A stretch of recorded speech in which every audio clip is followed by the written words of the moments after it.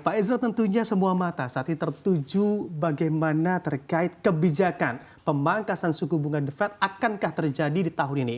Banyak narasi yang tentunya beredar bahwa bulan September nanti dikatakan The Fed memulai atau membuka peluang di mana pemangkasan suku bunga sebesar 25 basis point akan terjadi di tahun 2024 ini. Kalau dari pandangan Anda, akankah memang hanya sekali The Fed memangkas suku bunga di September nanti atau ada peluang lainnya bahkan 1 hingga 2 kali dan berapa besar basis point dan di timing yang mana? Apakah memang di bulan September atau Anda melihat bisa lebih cepat? Baik, Mas Bram. Jadi kalau kita melihat ya konsensus pasar sendiri ya, itu ekspektasinya adalah Fed akan melakukan pemangkasan pertama di bulan September ya.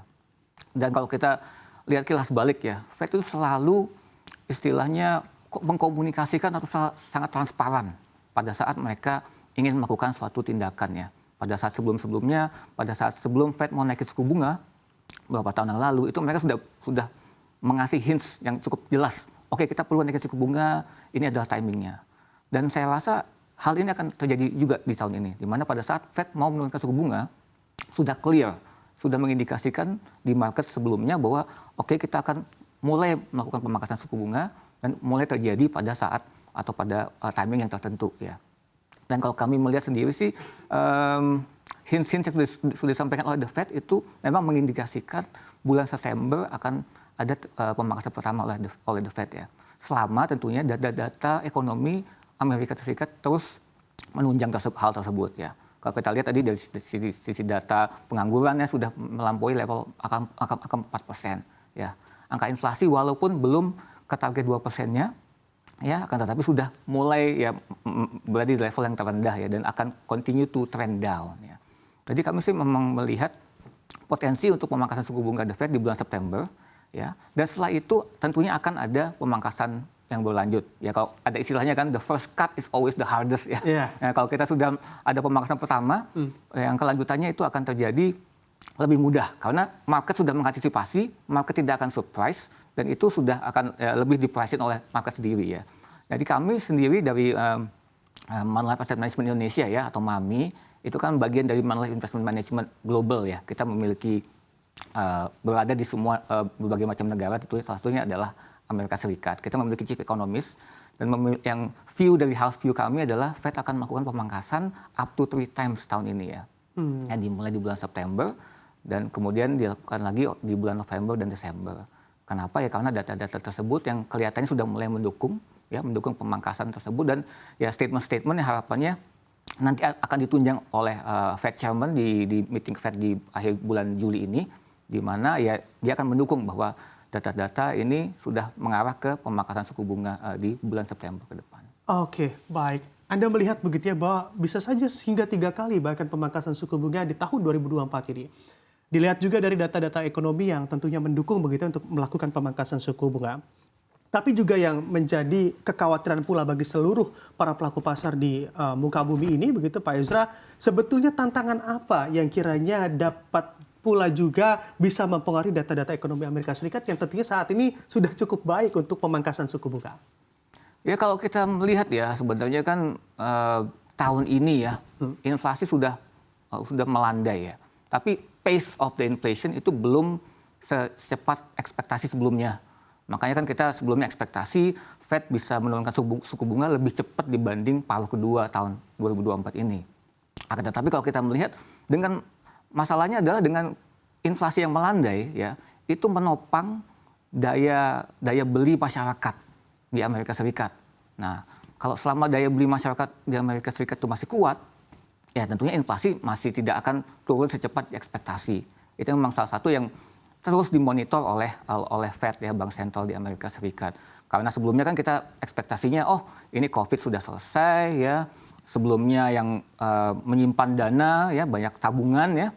Mereka belanja, mereka ada revenge traveling dan lain-lain. Ini semuanya menggerus tabungan mereka, sudah nggak ada dana, tentunya itu akan mempelan ekonomi dan menghambat menurunkan inflasi ya.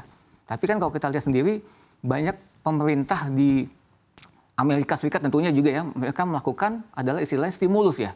Stimulus yang dilakukan berkali-kali. Bahkan tahun ini kalau nggak salah sudah ada force stimulus check yang dikeluarkan ke masyarakat di Amerika Serikat. Itu semua mendorong yang sebelumnya dananya makin tipis, ya tentunya masih memiliki dana untuk terus belanja ya. Makanya itu kuncinya adalah dari sisi inflasi sendiri ya.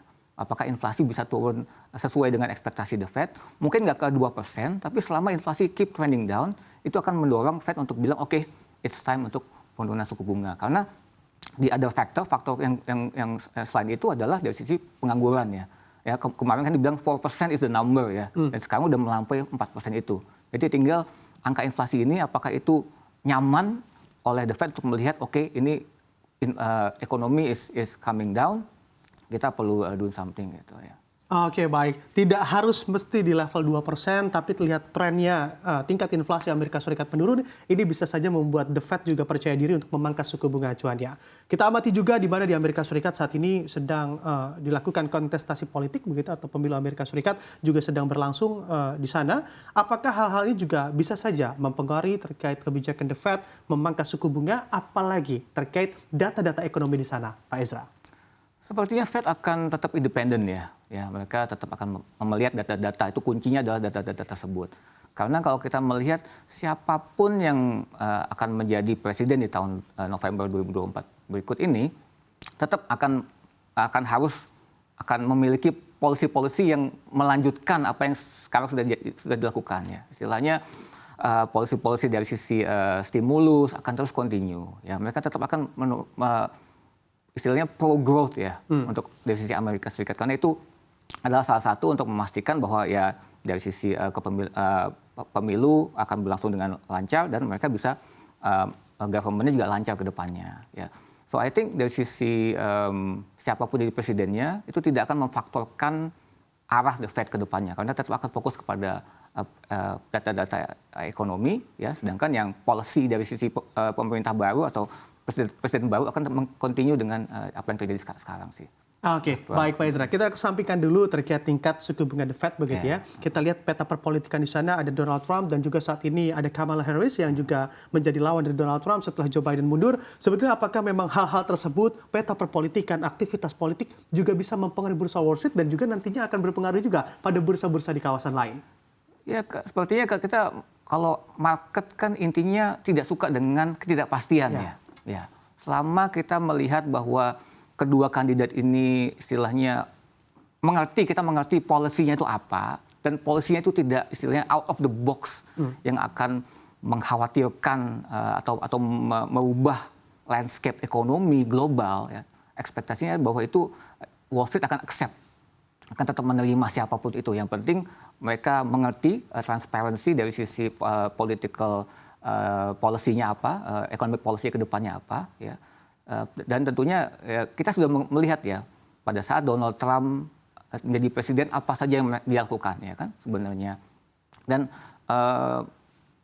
market masih oke dengan pada saat kondisi-kondisi tersebut, karena pada saat itu suku bunganya masih rendah ya kan. Nah sekarang ke depannya kan fokusnya lebih kepada bagaimana arah suku bunga ya, di Amerika Serikat. Itu akan lebih fokus kepada bagaimana market atau Wall Street react di tahun 2024 ini. Lebih dibanding daripada siapa presidennya sih menurut saya. Jadi yang penting transparansi dan tidak ada policy yang out of the box yang terjadi sih. Gitu sih. Oke, baik. Apakah Anda juga melihat keberpihakan begitu ya para pelaku pasar untuk salah satu pasangan tertentu begitu dalam Pilpres Amerika Serikat? Apakah memang sebetulnya siapapun presidennya pasar akan tetap memantau bagaimana pergerakan tingkat suku bunga?